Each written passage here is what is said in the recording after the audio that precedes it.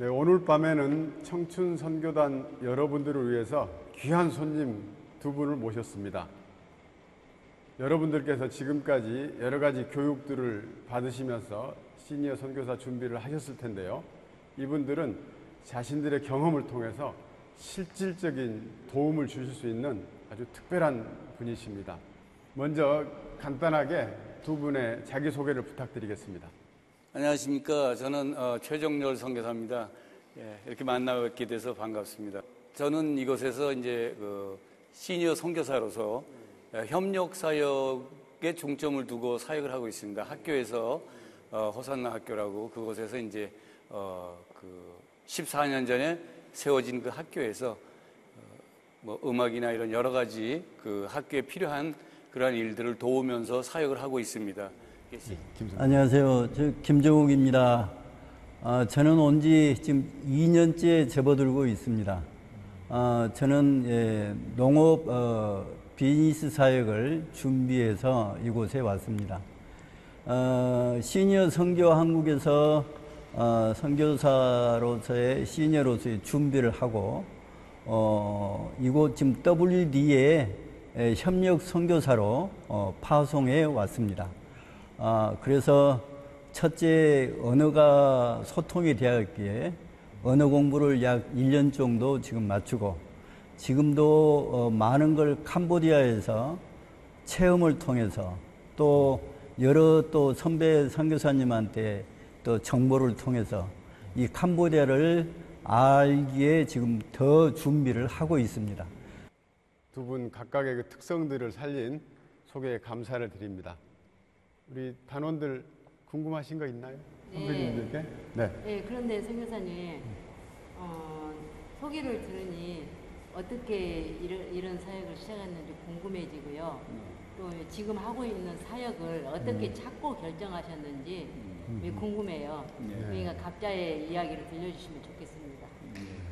네, 저는 1999년도에 이 단기 선교를 이제 가게 됐습니다. 태국하고 캄보디아 단기 선교를 나오게 됐어요. 그래서 그때 2주간 이제 태국하고 캄보디아를 단기 선교를 끝내고 들어가면서 그때가 제가 49살 때입니다. 그래서 이게 나도 이렇게 은퇴를 하면 여기 이제 거기 이제 우리가 갔던 그 선교지에 그 선교사님 같이 이런 선교 사역을 하면서 지내면 좋겠다 하는 그런 생각을 많이 했어요. 이제 다시 2009년도에 캄보디아하고 베트남에 또 단기 선교를 나오게 됐습니다. 네, 딱 10년 만에. 그래서 제가 다시 한번 그런 마음이 또 생기는 거예요. 이제 나이가 점점 먹어가는데 좀 웃은 말로 다리에 힘이 있을 때 좀 나가서 열심히 뛰자 이런 생각을 가지고 이제 그해 8월에 우리 담임 목사님한테 제가 선교사로 나가겠습니다라고 이제 소원을 했습니다. 그래서 목사님이 그럼 파송을 해드리겠습니다 해서 제가 이제 시무장로였었는데 휴무장로로 이제 옮기고 선교사 후보생으로 1년간 훈련을 받고 이듬해에 이제 만 60세 때 여길 나왔습니다. 예, 그렇게 해서 이제 여기 나와서 호산나 학교로 파송을 받아가지고 호산나에서 학교 사역을 하는데 제가 이제 하는 게 영어 이제 이렇게 좀 가리키고 또 한글 가리키고 또 제가 이제 음악을 해서 차임이라고 그 차임 지휘를 합니다. 뭐 그런 것들도 하고 하여간 여러 가지 다양하게 사역이 됩니다. 우리들이 평생 살면서 배우고 했던 그런 일들이 선교지에 나오면은 100% 그걸 다 활용을 해서 선교를 할 수 있는 그런 다양한 그 모습으로 우리가 벌써 변해 있는 거예요. 우리 실버 선교사들은. 우리 김정욱 선교사님. 저는 중국을 이렇게 자주 다녔습니다. 중국에 거기에서 이제 그 농산물을 유통하는 그런 사업을 하다가 이 중국이 나의 이제 이렇게 마지막에 시니어로서의 선교지가 되지 않겠는가 그렇게 마음을 먹고 한 4년 전부터 중국으로 혼자서 뛰어 들어가려고 했어요. 막상 나가려고 하니까 제가 너무 준비가 안 돼 있는 거예요. 너무 준비가 안 되고 뭔가 선교 단체에서 훈련을 받아야 되겠다. 주위에서 그런 고민을 하고 그래서 그 BDTS라고 있습니다. 들어보셨을 거예요. 그 BDTS 훈련을 1년을 받았습니다. 그걸 받고 나서 좀 있다가 시니어 선교 한국이 바로 태동이 돼가지고 거기에서 또 이렇게 접하는 기회가 됐습니다.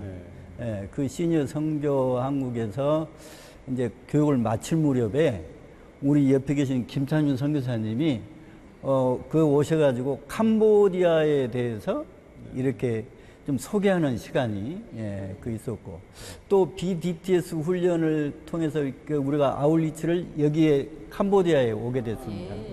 그때부터 캄보디아의 그 비전이 심어지고 또 이 선교사님을 만남을 통해 가지고 더욱더 이렇게 마음이 동화해지고 바로 그 자리에 뭔가가 그냥 이렇게 결단을 하는 그런 계기가 됐습니다. 그래서 시니어 선교 한국에서도 WD의 협력 선교사로 파송을 하고 또 와서 제가 사업의 활동을 했을 적에 그 농산물에 그것을 유통하는 과정을 알다 보니까 캄보디아에서도 그런 농산물을 제가 유통하고 또 더불어서 이제 생산도 하게 되면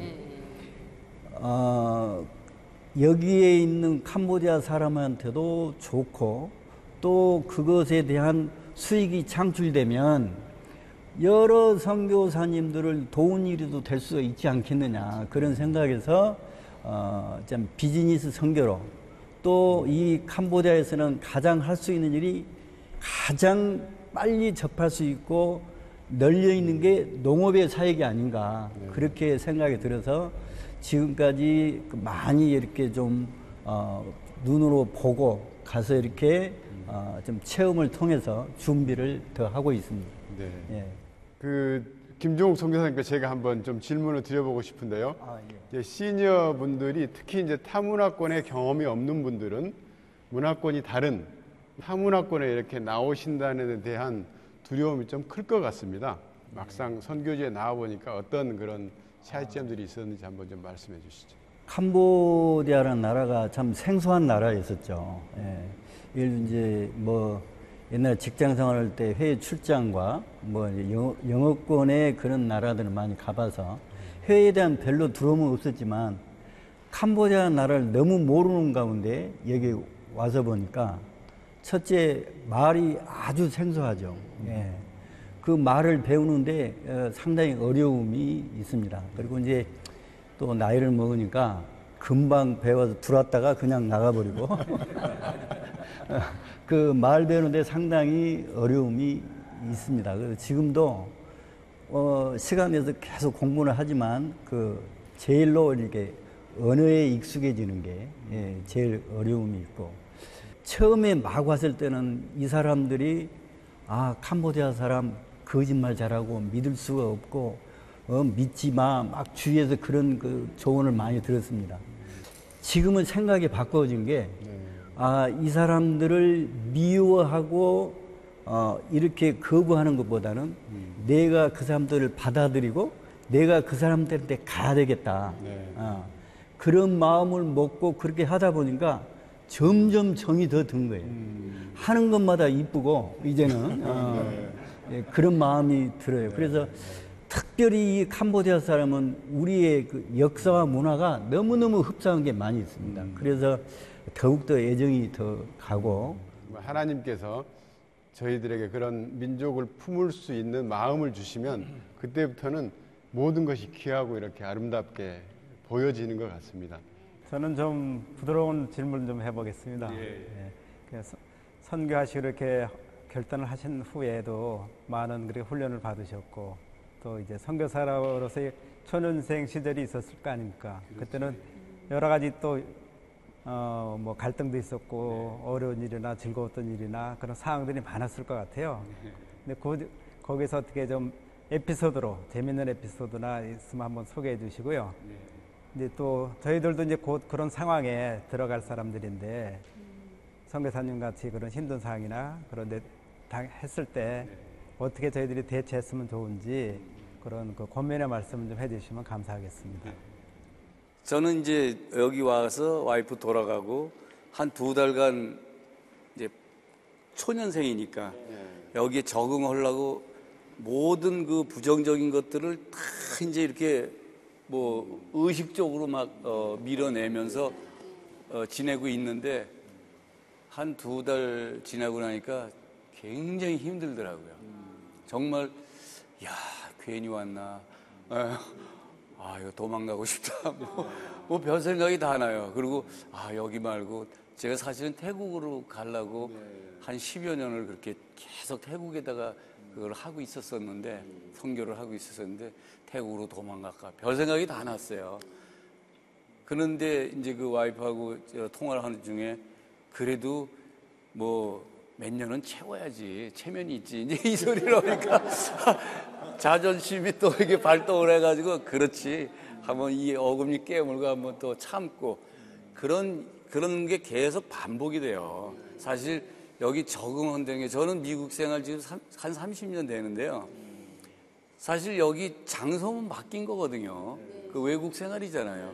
그런데도 그 가족을 떠나 혼자서 있으면서 그 생활하는 게 그렇게 힘들더라고요. 근데 이제 그러는 중에 학교가 개학을 하고 이제 아이들하고 이제 막 섞여서 뭐 막 바쁘게 하다 보니까 그런 걸 잊어버렸어요.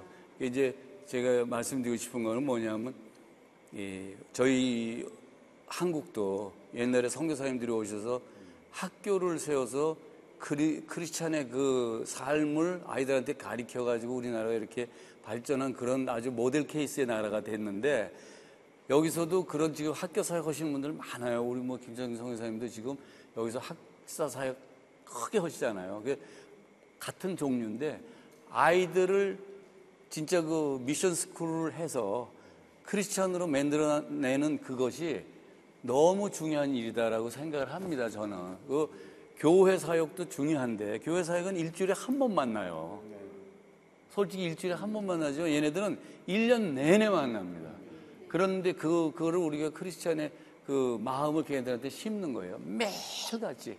저희는 학교에서 채플도 하고 성경 읽기, 성경 뭐 그 쓰기 이런 것까지 다 시킵니다. 이 나라에서 원래 법으로 안 돼 있어요. 그렇지만 그냥 암암리합니다.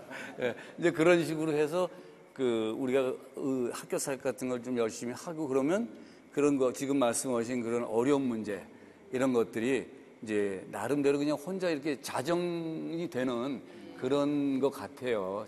제 경험으로서는. 예, 그렇습니다. 네, 최 선교사님 말씀 들으니까 우리 최석수 집사님, 전미란 집사님 두 분 아주 부럽습니다. 네, 두 분이 아주 꼭 붙어 다니시는데. 너무 부럽습니다. 네.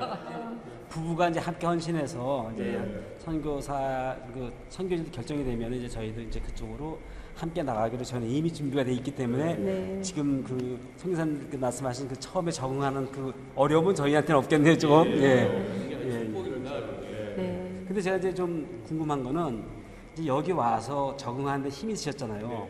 근데 이제 적응하고 난 다음에 이곳에서 이제 학원 사역을 하고 또 아까 선교사님이 이제 또 젊은 청년한테 이렇게 거짓말을 통해서 마음에 상처도 받고 그랬는데 이제 저기에 그 캄보디아에 있는 젊은 청년들이 한국으로 가고 싶어 하잖아요, 지금. 그러면 이제 그 가고 싶어 하는 한 그 청년들을 한국으로 보내서 그 한국의 문화라든지 또 많은 뭐 그런 것들을 익혀가지고 와서 이 나라를 발전시켜야 될 텐데, 그럼 또 여기서 그 학생들을 품고 키우시면서 한국으로 보낼 때 그 한국 교회라든지 또 한국에 있는 많은 시니어 선교사라든지 신앙의 선배들한테 어떤 모습을 좀 이렇게 기대하고 계신지 바라고 싶은 게 또 있으실 것 같아요. 예. 그게 대한 저는 이제 이렇게 생각을 해봤거든요. 이제 온 지 불과 얼마 안 됐지만 제 나름대로 제가 여기서 한 10여 년을 생활하다 보면 나이가 그때는 한 75가 됩니다. 75가 되면 그때는 또 한국에 가서는 어떤 일을 해야 될까? 그것도 한번 생각을 해봤어요. 지금 이 나라 사람들은 굉장히 한국의 아주 모델입니다. 한국 가기를 여러분 이제 출국하실 때 공항에 가 보면 한국 나가는 그 가족들, 그 근로자들 이 보면은 온 가족들이 다 나와 환영을 하고 이제 아주 한국이 그렇게 지금 모델인데, 한국에 갔다가 온 사람들 들으면 어떤 사람은 한국을 굉장히 좋게 이야기하는 사람도 있고, 한국 적응을 못 해가지고 뭐 한 달, 두 달 있다가 와버린 사람도 있고, 또 그 한국에 우리가 이 사람들한테 실망했듯이 한국의 굉장히 실망스러운 모습을 보고 마음의 상처를 입고 온 사람들이 많이 있어요. 그것을 한국에 있는 우리 교회나 우리 정부에서도 그 사람들을 품을 수 있어야 되고, 맞아요. 예, 또 여기에서도 한국에 있다가 온 사람들이 지금 여기서 활동하는 모습을 보면은 한국어를 굉장히 유창하게 하고 와요. 그러면은 여기 온 후에 더 좋은 대우를 받고 생활할 수가 있어요. 그래서 이 사람들이 생활이 더 나아지고 좋아지는 그것뿐만이 아니라 우리는 이 사람들한테 하나님의 그 복음을 심어주는 게 우리 일이지 않습니까? 그래서 여기에서 갈 때도 우리가 그 사람들을 잘 복음을 심어주고 이래서 보내면 한국에 지금 있는 교회에서 그들을 품고 더욱더 믿음의 확신이랄까요? 그런 걸 가지고 여기에 오게 되면 그 사람들이 자기 가정이나 자기 마을에 그 사람들이 복음을 전하게 되면 여기 아주 이 불교 국가에서도 그 벽이 무너지지 않을까. 예.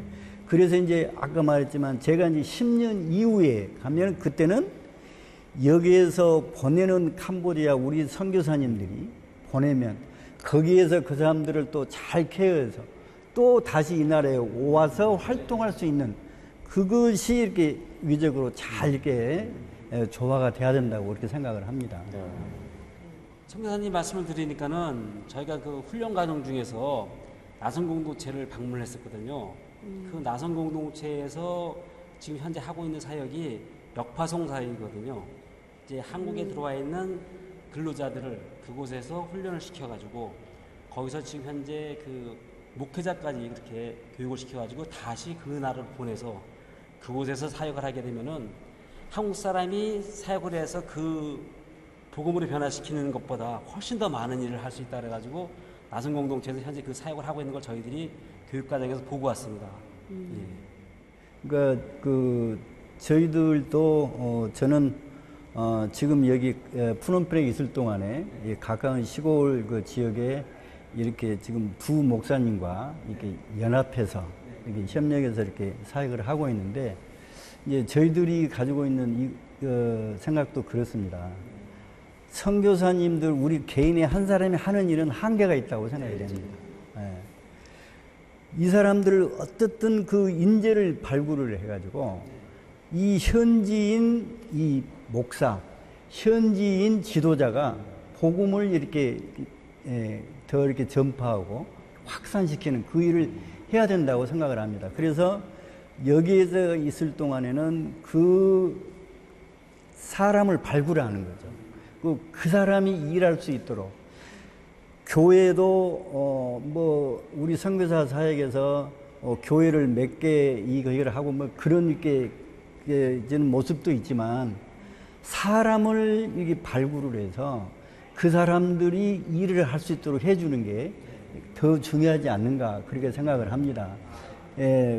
그렇게 이 현지인들이 그 일을 하게 되고 또 아까 말한 한국에 갔다가 한국의 문화와 한국의 그런 그 복음의 열정과 그런 믿음의 이것을 다시 유산으로 받아와 가지고 이 사람들이 여기서 그 활동을 하게 되면 더 확산되고 더 빨리 이렇게 복음이 확산되지 않을까 그렇게 생각을 합니다.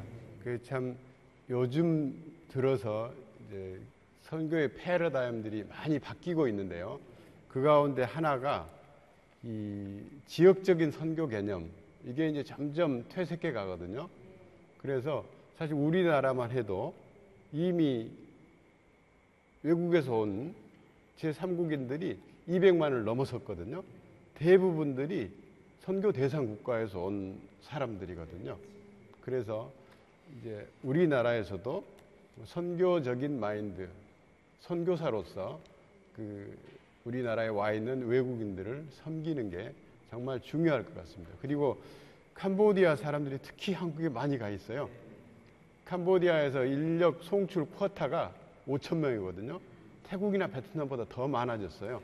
그래서 많은 사람들이 가 있고 또 이렇게 근로자뿐만이 아니라 많은 유학생들이 가 있거든요.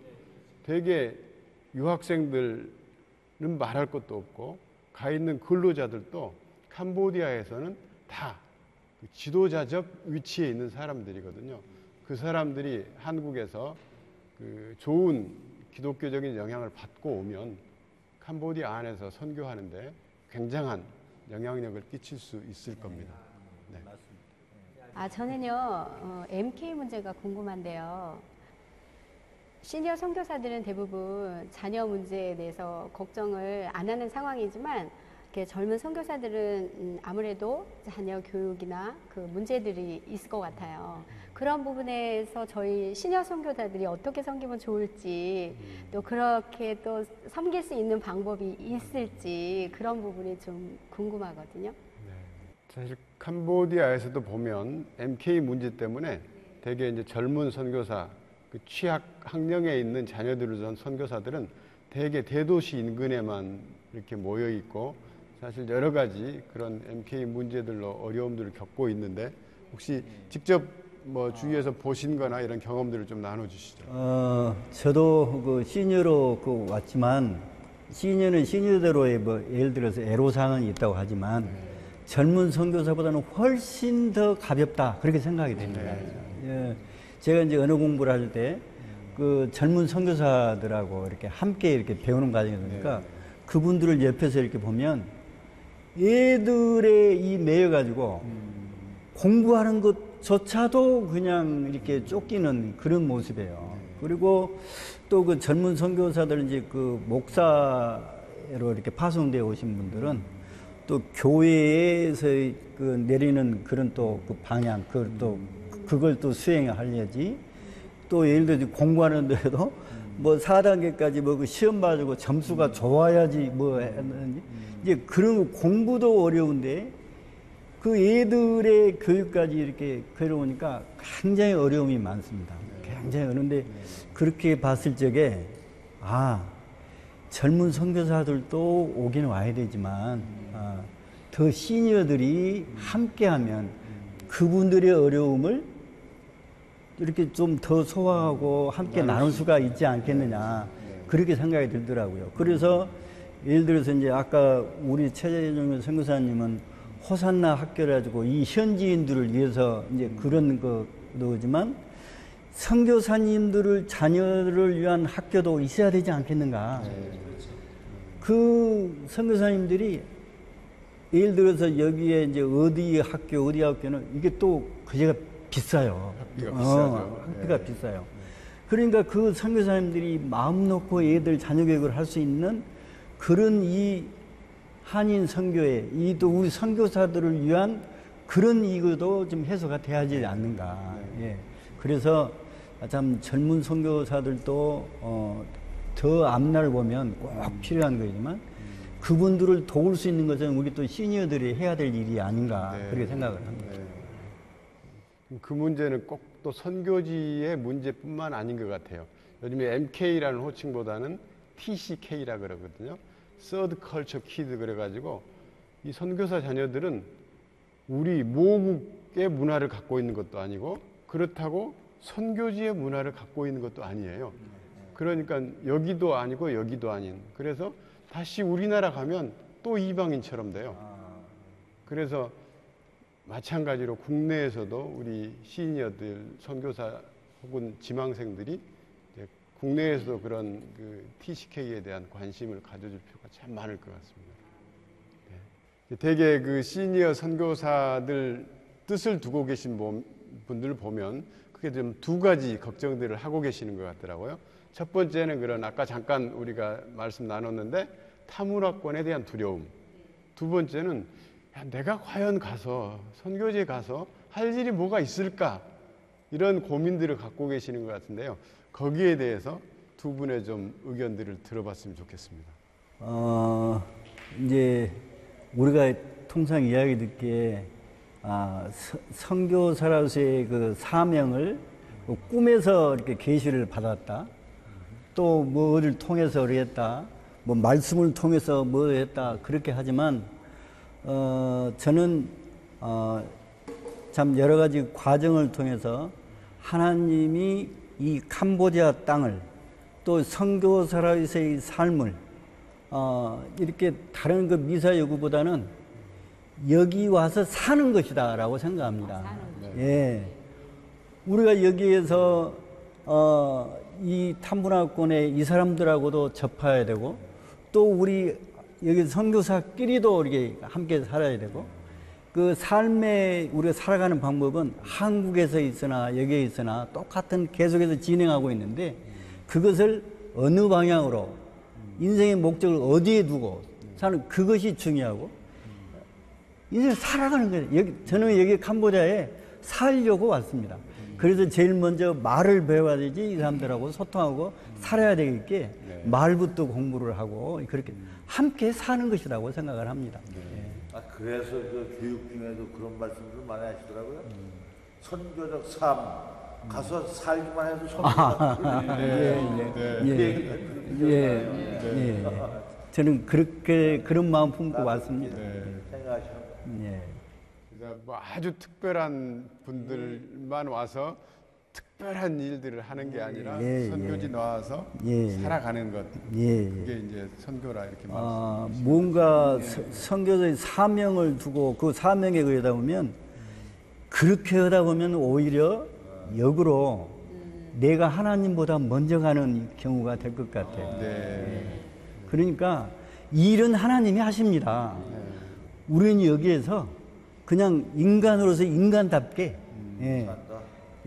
그렇게 살면 일은 하나님이 하신다고 생각합니다. 그 마음 가지고 오시면 참 하나님이 더 편안하게 일할 수 있다고 있게 하실 수 있을 겁니다. 아주 귀한 말씀이십니다. 우리 최 선교사님. 예. 뭐 우선 뭐 좋은 말씀 다 해주셔서 할 말이 없고요. 그 누구든지 크리스찬은 다 선교사입니다, 사실. 그렇죠? 우리가 다 알고 있는 사실이고. 그러면 꼭 뭐 여기에 나와야 선교사고 그 진짜 고향에 있으면 선교사가 아니고 그런 건 아니죠. 그렇지만 이제 그래도 우리가 선교다 하면은 대개 그 나가서 전하라 하는 그런 예수님 말씀 가서 전하는 그거를 우리가 이제 많이 생각을 하니까 타문화에 가서 전하고 듣지 못한 사람들에게 복음을 전하는 거 그게 사실은 이 선교의 가장 큰 목적 아니겠어요? 듣지 아니하고서 어떻게 알 수 있냐는 그 말씀대로 이 사람들한테 나와서 이제 전해야 되는데 그럼 특별한 사람만 전할 수 있느냐? 아니죠.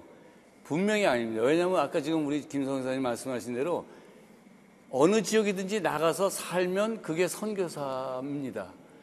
어느 목사님이 제가 여기 오자마자 안 아프고 여기서 살기만 해도 그 선교하는 겁니다. 그래요. 처음에는 그게 뭐 이상한 소리 하시네 그랬어요. 근데 좀 지나 보니까 안 아프고 계속 살면서 건강하게 살고 왔다 갔다 하면 나와 만나는 사람들이 전부 이 현지인들이에요. 그러면 이분들이 저를 보면서 저 사람이 뭔지를 알거든요. 그러면 이제 그게 선교의 삶을 사는 거죠. 그래서 여기에서 진짜 그 즐거운 모습으로 살아주는 거. 그러니까 내가 한국에서 나올 때 아니면 또 다른 데서 살 때 이렇게 나올 때 어떤 특별한 사람들만 나와서 선교를 할 수 있다라고 생각하는 그거를 깨야 되는데 사실 그 쉽지는 않습니다. 근데 아까 제가 처음에 말씀드린 대로 자기가 했던 것들 그거를 여기 와서 그냥 하시면 됩니다. 뭐 교육계에 있었으면 와서 그냥 교육하시면 되고 아무거나 그리고 내가 어찌 특별하게 나 이거는 뭐 여기 선교지에 가서 아무것도 쓸모가 없을 것 같아. 그러지만 여기 나와보면은 캄보디아와 한국의 그 모든 이 지식 수준을 보면은 차이가 많아요.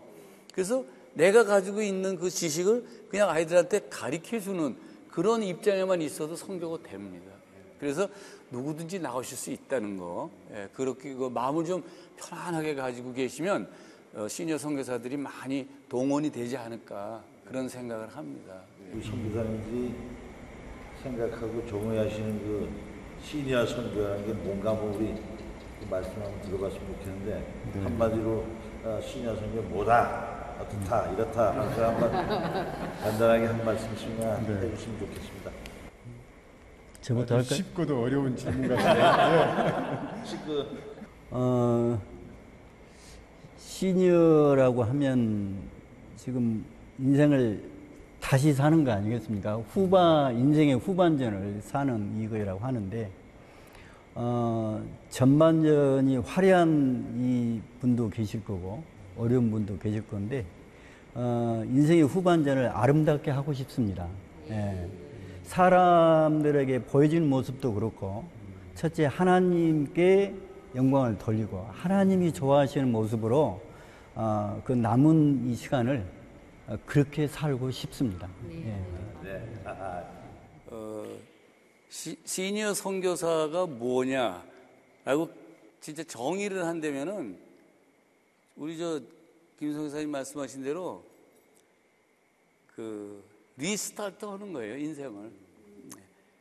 저는 그렇게 봅니다. 사실 리스타트. 그래서 지금까지 살아왔지만 이제 이거는 이제 접고 다시 한번 새로운 도전을 해서 다시 살아가 나가는 거. 예. 어떤 모습으로? 헬퍼로 진짜 멋있는 인생을 한번 살아보는 거다라고 저는 정의를 드리고 싶습니다. 예. 그게 시니어 선교사들이 또 해야 할 그 어떤 그 모토라고 생각을 해요. 너무 나의 것을 이렇게 나타내다 보면 조금 그 퇴색이 될 수도 있고, 예, 그래서 저는 하여간 그렇게 말씀드리고 싶습니다. 그런 것 같습니다. 지금까지의 삶은 파트타임 선교사로 살았지만 이제 시니어 선교사는 풀타임 선교사로 살아가는 게 아닌가 싶습니다. 네, 두 분 귀한 말씀 참 감사드리고요. 이 선교가 와서 말로 할 수 있는 선교도 있지만 요즘에는 오히려 너무 말이 많기 때문에 문제가 더 생기는 것 같습니다. 우리 시니어들은 선교지 와서 이렇게 살아가시면서 복음을 보여주는 그런 귀한 역할들을 오히려 젊은 선교사들보다 더 잘 감당할 수 있는 분들이 시니어 선교사에 있는 것 같습니다. 두 분의 참 그 생생한 말씀들을 통해서 아주 귀한 그런 시간들 가졌을 줄 압니다. 오늘 이렇게 귀한 발걸음 해주신 두 분 선교사님께 진심으로 감사드립니다. 감사합니다. 감사합니다. 네, 감사합니다.